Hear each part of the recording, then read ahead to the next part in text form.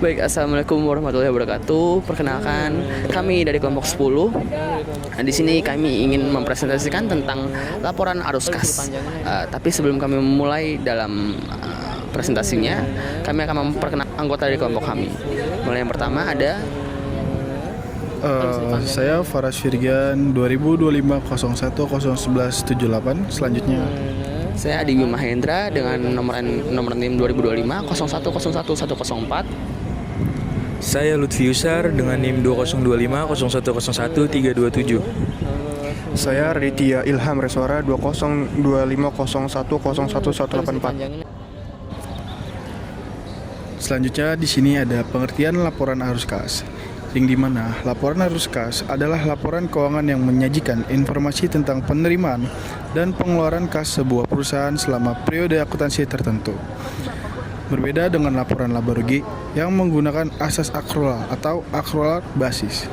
Laporan arus kas murni menggunakan asas cash atau cash basis, yang dimana artinya itu transaksi baru dicatat ketika uang tunai benar-benar berpindah tangan.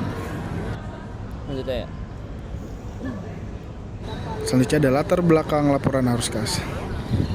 Dilatar belakangi oleh keterbatasan laporan laba rugi berbasis akrual yang seringkali tidak mencerminkan ketersediaan uang tunai real, sehingga diperlukan laporan khusus berbasis kas untuk menilai likuiditas, kemampuan membayar utang, dan kesehatan finansial perusahaan yang sebenarnya.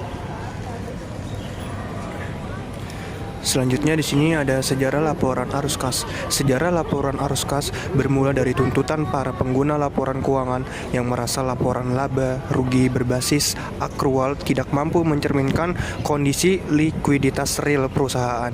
Hingga akhirnya pada akhir abad ke-20, Badan Standar Akuntansi Internasional IASC atau IASB dan nasional resmi mewajibkannya sebagai komponen laporan keuangan utama yang berdiri sendiri guna mendeteksi kesehatan keuangan dan arus uang tunai secara objektif.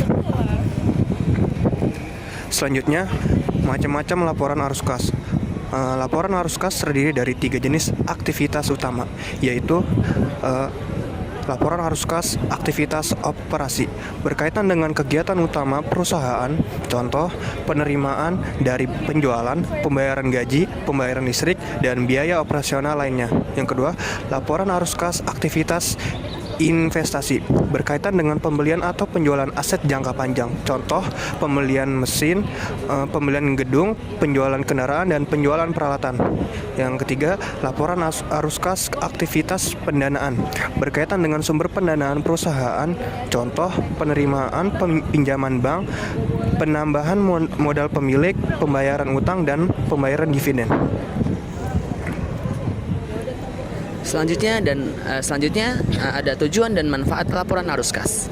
Menilai kemampuan perusahaan, melihat apakah perusahaan mampu menghasilkan kas di masa depan untuk mendanai operasionalnya.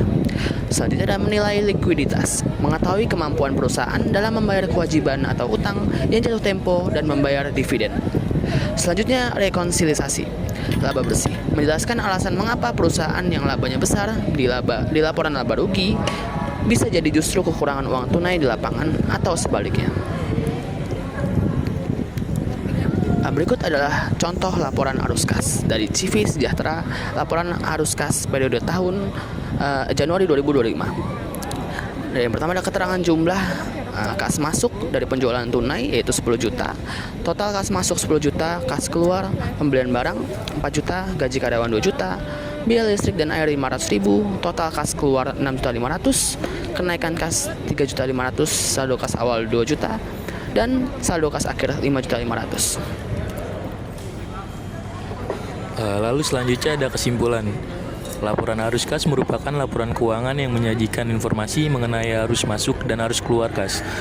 Arus kas perusahaan selama periode tertentu. Laporan ini membantu perusahaan dalam menilai kemampuan mengelola kas, memenuhi kewajiban jangka pendek, serta mendukung pengambilan keputusan keuangan.